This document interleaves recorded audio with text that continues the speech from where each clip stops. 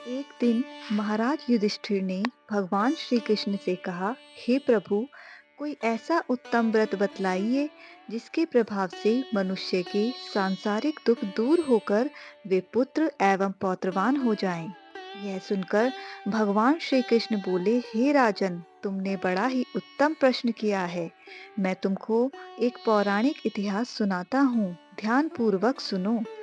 एक समय लोमश ऋषि ब्रजराज की मथुरापुरी में वसुदेव देवकी के घर गए।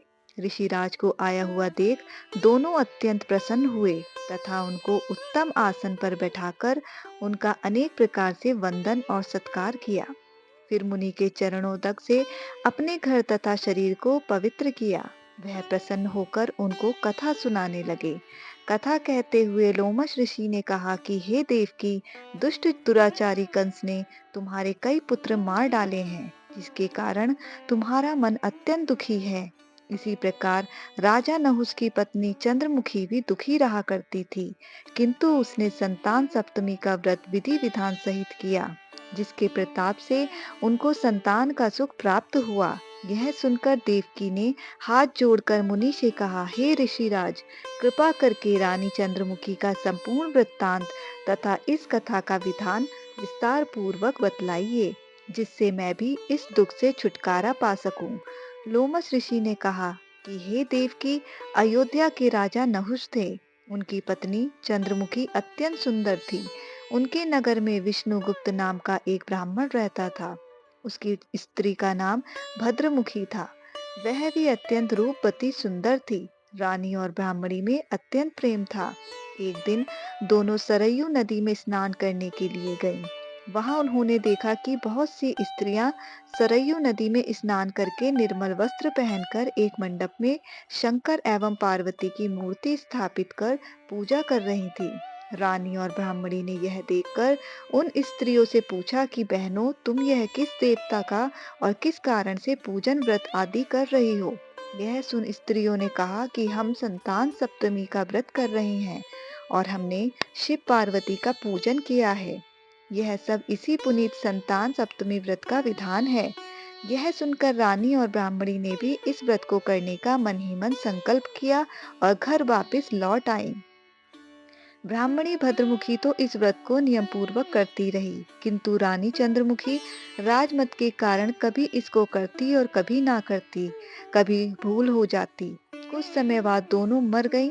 दूसरे जन्म में रानी बंदरिया और ब्राह्मणी ने मुर्गी की योनि पाई, परंतु ब्राह्मणी मुर्गी की योनि में भी कुछ नहीं भूली और भगवान शंकर तथा पार्वती का ध्यान करती रही। उधर रानी बंदरिया की योनि में भी सब कुछ भूल गई। थोड़े समय के बाद दोनों ने यह देह देह त्याग दी। अब इनका तीसरा जन्म मनुष्य योनि में हुआ। उस ब्राह्मणी ने एक ब्राह्मणी के यहाँ कन्या के रूप में जन्म लिया और ब्राह्मण कन्या का नाम भूषण देवी रखा गया तथा विवाह गोकुल निवासी अग्निशील ब्राह्मण से कर दिया। भूषण देवी इतनी सुंदर थी कि वह आभूषण रहित होते हुए भी अत्यंत सुंदर लगती थी। कामदेव की पत्नी रति भी उसके सम्मुख लजाती थी। भूषण देवी के अत्यंत सुंदर सर्वगुण संपन्न चंद्रमा के समान धर्मवीर कर्मनिष्ठ सुशील स्वभाव वाले 8 पुत्र उत्पन्न हुए। ये सब शिव जी के व्रत का पुनीत फल था। दूसरी ओर शिव विमुख रानी के गर्भ से कोई पुत्र नहीं हुआ। वह निसंतान दुखी रहने लगी। रानी और ब्राह्मणी में जो प्रीति पहले जन्म में थी, वह इस जन्म में भी थी। रानी जब व्रत अवस्था को प्राप्त होने लगी, तब उसके बहरा तथा बुद्धिहीन अल्पायु वाला पुत्र हुआ। वह 9 वर्ष की आयु में इस संसार को छोड़कर चला गया। अब तो रानी पुत्र शोक में अत्यंत दुखी और व्याकुल रहने लगी। देवयोग से भूषण देवी ब्राह्मणी रानी के यहाँ अपने पुत्रों को लेकर पहुंची। रानी का हाल सुनकर उसे भी बहुत दुख हुआ, किंतु इसमें किसी का क्या वश। कर्म और प्रारब्ध के लिखे को स्वयं ब्रह्मा भी नहीं मिटा सकते। रानी कर्मच्युत भी थी, इसी कारण उसे दुख भोगना पड़ा। इधर रानी ब्राह्मणी के इस वैभव और 8 पुत्रों को देखकर अपने मन में ईर्ष्या करने लगी तथा उसके मन में पाप उत्पन्न हुआ। उस ब्राह्मणी ने रानी का संताप दूर करने के निमित्त अपने 8 पुत्र को रानी के पास छोड़ दिए। रानी ने पाप के वशीभूत होकर उन ब्राह्मणी पुत्रों की हत्या करने के विचार से लड्डू में विष मिलाकर उनको खिला दिया, परंतु भगवान शंकर की कृपा से एक भी बालक की मृत्यु नहीं हुई। यह देखकर तो रानी अत्यंत ही आश्चर्यचकित हो गई और इस रहस्य का पता लगाने की मन में ठान ली।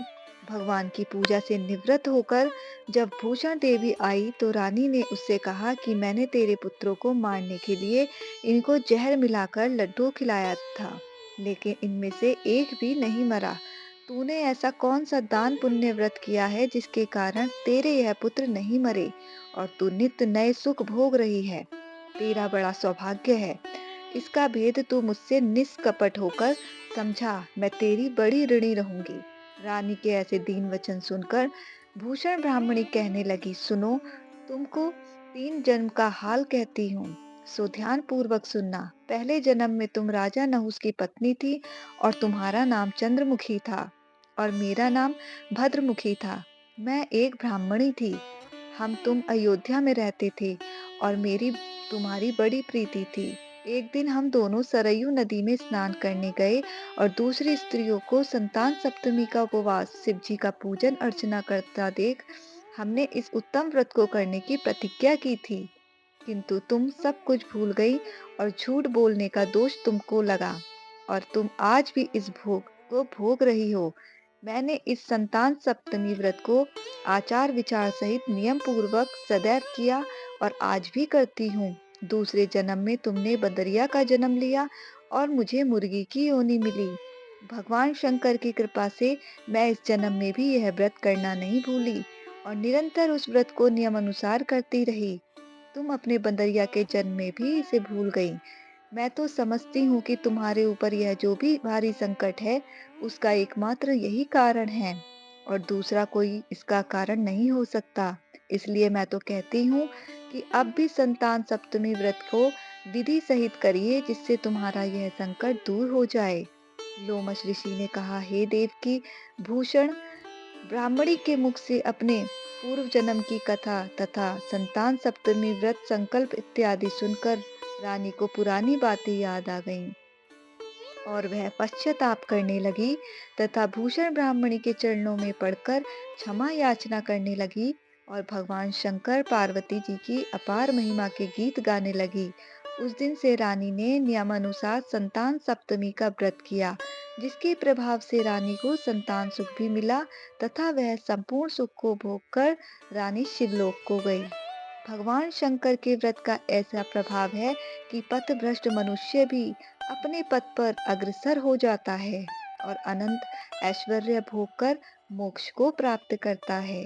लोमश ऋषि ने फिर कहा, हे देवकी, तुम भी इस संतान सप्तमी व्रत को करने का संकल्प अपने मन में करो, तो तुमको भी संतान सुख मिलेगा। इतनी कथा सुनकर देवकी हाथ जोड़कर लोमश ऋषि से पूछने लगी, हे ऋषिराज, मैं इस पुनीत संतान सप्तमी के व्रत को अवश्य करूंगी। कृपा करके आप इस कल्याणकारी एवं संतान सुख देने वाले इस संतान सप्तमी व्रत का विधान, नियम विधि आदि विस्तार से समझाइए। यह सुनकर ऋषि बोले, हे देवकी, यह पुनीत संतान सप्तमी व्रत भादों के महीने में शुक्ल पक्ष की सप्तमी के दिन किया जाता है। इस दिन ब्रह्म मुहूर्त में उठकर किसी नदी अथवा कुएं के पवित्र जल में स्नान करके निर्मल वस्त्र पहनने चाहिए। श्री शंकर भगवान तथा जगदम्बा पार्वती जी की मूर्ति स्थापित करें। प्रतिमाओं के सम्मुख सोने चांदी के तारों का अथवा रेशम का एक गंडा बना के उस गंडे में 7 गांठें लगानी चाहिए।